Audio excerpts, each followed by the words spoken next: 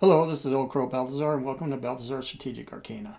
So this is the end of my multiplayer series with Tanaka, Strategic Command World War One. So he abdicated the Kaiser, so that was the last turn. He held a ceasefire. So we get to see, we'll see how this works here. Yeah. He ended the series, he conceded. And thanks a lot, Tanaka, by the way. That was a blast. We'll be doing it again.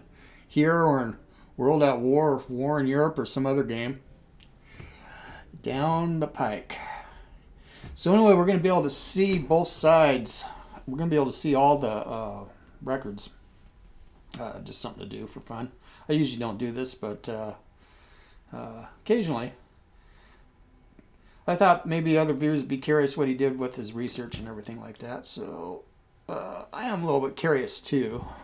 So we'll view the last turn replay. Basically, I didn't attack him. And if he didn't attack, then we're good to go.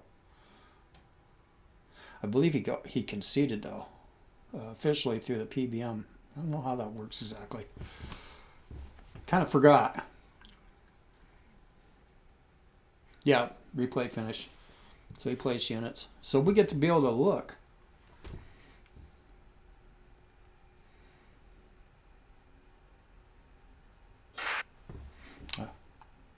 Here we go. So there's my fleet hiding. He'll be able to view all this too, now that I've done this process. So, yeah, there's no moving anymore. So I'm curious where all his subs went. Yeah, they were returning back. Wow. Yeah, damaged a lot of them, but man, it got pretty bad. Let's go take a look here. Yeah, look at here, Manchester. That was from him just getting into the North Channel. You can imagine what could happen if all these ports shut down. I've had it happen to me, and I've done it too. It's hard to do, but if it happens, it's brutal. There's no money coming in, basically, other than what your industrial tech is. But the convoy income is gone, and it's a lot of money. Let's see here. Yeah, he just didn't have enough troops. He almost was surrounded here. We'll go look at reports and research in a second here. He was still strong here, holding on with detachments here. But, yeah, we're going to be able to break through here, surround these. Still a ways to Berlin, but this pretty much ended it right here. And again, I have to apologize for there was 4 turns, man. I'm just bummed. I mean, it was a call, it was the end when I did my joint offensive, and I had called it Cirrus Rising. I think it's going to be in the descriptions. I wrote it out in the descriptions, but it was in August, and that's when Cirrus rises.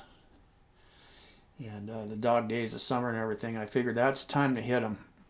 Yeah, we took Sofia, so we had part of Bulgaria. Yeah, pretty crazy. Yeah, there was nothing going on here anymore.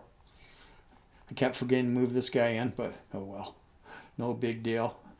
There's a Sanusi going crazy. Let's go look at research. So now we can look at everybody. That's pretty cool, huh? So here's what I had going with the British. So I can linger here for a little bit.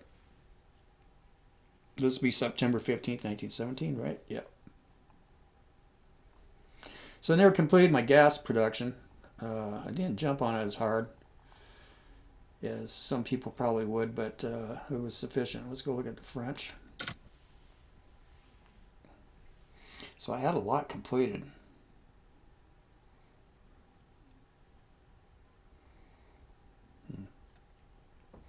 Even had anti-aircraft 1.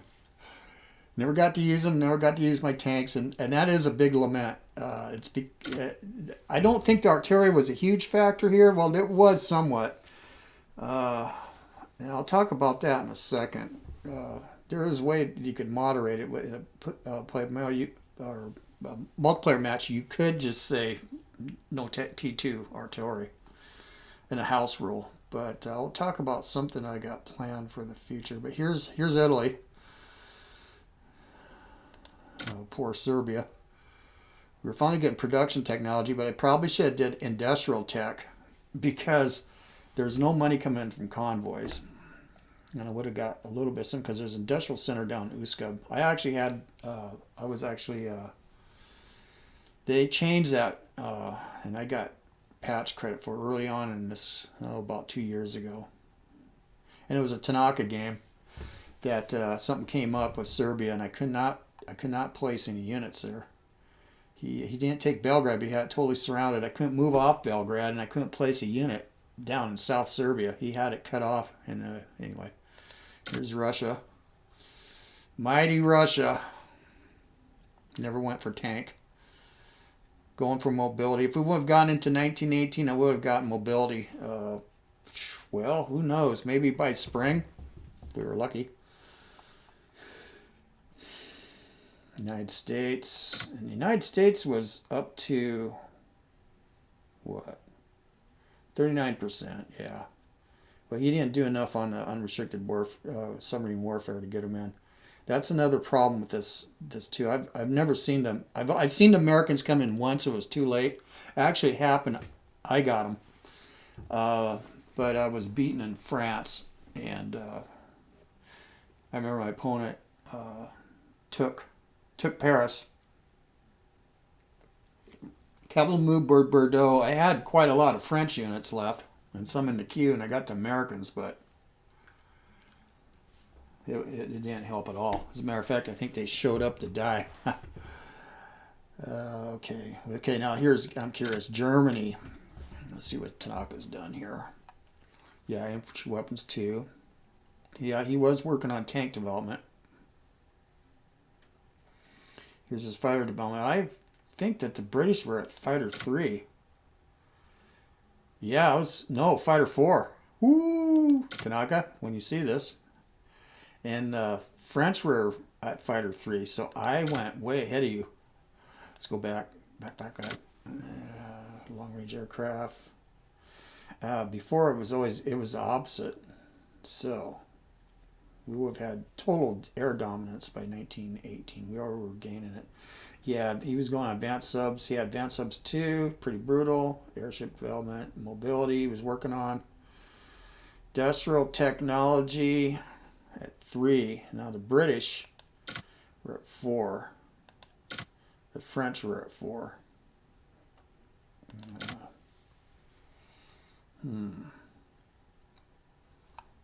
Gas protection. Yeah, he's about the same as me. Now he had trench warfare. I don't know if he realizes that he could have sold these off and got some money. Maybe he just got to trench 5. I think he had trench 5 a lot longer. So note that, Tanaka, if you're watching, or anyone else, yeah, look at that. If it's red, but you still got this pointing down, and it's green, you can redeem those chits. Yeah. Yeah, he has 3 chits in there. That would have been, I forgot how much it is for trench warfare, 50, about 150 MPP divided by 50%, 75. Could have got back. Okay, let's go look at, and he had his command and control up all the way. The British, no, I was at 2. French was at 3. The Russians, 1. Yeah, that's why the Germans were tough. And infantry warfare 4. Yeah, boy, yeah, he went high hog on there. Let's look at the Austro-Hungarians, which I never really defeated, except for on the Alps at Trento. I had to use French artillery to get him out of Trento, right? Yeah. Yeah, he was working on fire development for them. Advanced subs also, yeah, a good one. Airship development, yeah, I like that. Industrial tech, low. Production. But Austria-Hungary is hard. Yeah, here's another one where he maxed out on his trench warfare, but didn't sell him off, and I'm almost certain he had trench warfare 5 for quite some time. Naval warfare. Anyway, I was saying the Turks, they're out. But what did he do? Yeah, some of these are already fought. Infantry weapons 1, not much. And again, trench warfare, maxed it out, but then it's redeemed the chits. Could have helped, it looks like. And I am curious, yeah, look at these bad boys.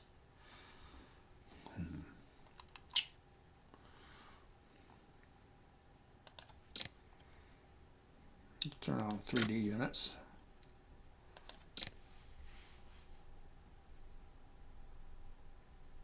Yeah, for my eyes, that's real busy. It is pretty though. And then there's the Blue Max mod too. But yeah, yeah, that it is nice looking, I have to say. I use the NATOs because I've been using them for 40 years, 50 years, 50 years. God damn. Yeah, 50 years since I was 13 years old. So just do your math, you'll know how old I am. I have to tell you, it's beautiful how they've done all this, the trench works and stuff. I mean, you can just almost see as it's marched out and moved on. Looks like the Italians weren't digging at all. They were just pushing as fast as they could. But down here, yeah. I mean, he did get us pushed down here. This came too late-ish. You need to do that in 1915 early. This axis right here to Bulgaria. That would have helped the Ottomans immensely, and the Bulgarians. And he could have brought troops down. Would have put a lot of pressure on me down here. So anyway,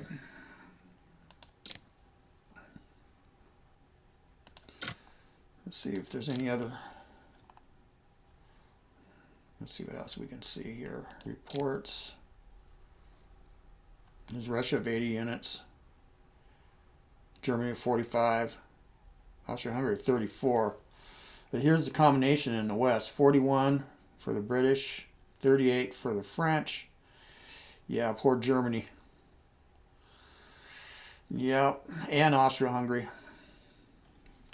2 Ottomans, that'd be the partisans. Here's the air. Yeah, boy. Now, here's the naval. I mean, the UK lost some ships. Here's the French and the Italians. Of course, they're spread out amongst in the Mediterranean, right? And here's Germans and Austro-Hungarians. A few of these German units, I think, oh, let's see, hold on a second. Do you have any U-boats left? German U-boats. No, I sank them and didn't buy them anymore, I don't think. Nope. So we had a seesaw battle back and forth every time. We just choked this up with mines. So there's going to be fishermen dying for years after this war is over on the Dalmatian and Italian coast. Yeah. I had a family member back in the 60s. I didn't know him. It was a relative, though, perished from a floating mine that they attribute to World War I in the Pacific, off the coast of Washington State. He was in a gill netter, and he was pulling up salmon, and in a mine, contact mine, touched the hull of his small fishing boat and blew it up. That's what I heard. And let's go see, is there anything else we can look at?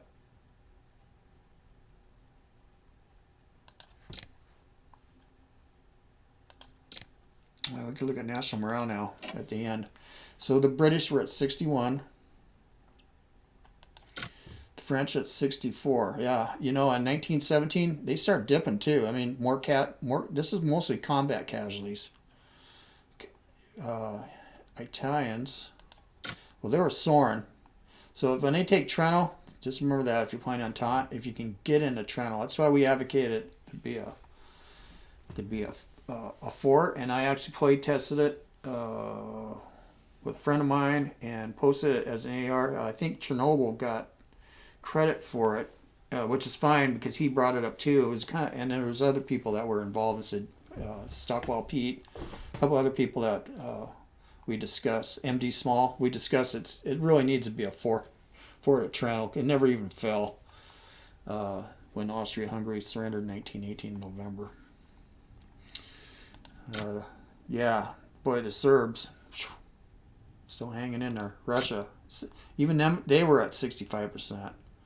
So the Germans started plummeting. They were down at 31%, but I played the Germans before when they've gotten this low. But the Allies, or the Entente's also down here. Very few times, but I have done it. I've seen it in the 40s and the 30s. And my enemies are in the 30s or 40s. And it's just a slugfest. Usually the Russians will start crumbling first. If you got to put pressure on them eventually. Even if you do a France first, you can't ignore Russia too long. You do got to pivot. So anyone who wants to do France first, like I will be doing in another match soon, yet to be announced, which I might mention, which I just did, means, yeah, you've got to pivot and you got to take care of the Russians. Because one rule of thumb is if the Russians are still alive in 1917, it's almost curtains for the Central Powers. Serbia, you need to get them out by 1916. If Serbia is still in the war, even if they're beat up and have to be propped up by Western Entente, that is not good for the Central Powers. So Austria-Hungary was at 58, so they weren't bad. But here again, here's Germany, 65. Yeah, we already looked at tons over 100. 64. These mountain casualties here, yeah, we started getting up because of national morale objectives we took. That was here, but if we wouldn't have broke through here, you know, I mean, the German national morale wouldn't have been down that far. It's just because of the national morale objectives we took, like I said, and so yeah, I could have definitely gone on end of 1918. I think this was just unstoppable finally. So it took 4 turns basically, and unfortunately the 4 or 5 turns that you didn't have any narration, but you'll get to watch it. I think there's the music's fine and everything. That was an ugly deal. So anyway, here we go.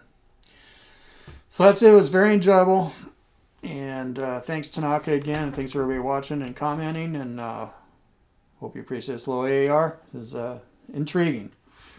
So this is Crow Balthazor. Thanks for watching. We'll see you on the virtual battlefields. I am gone.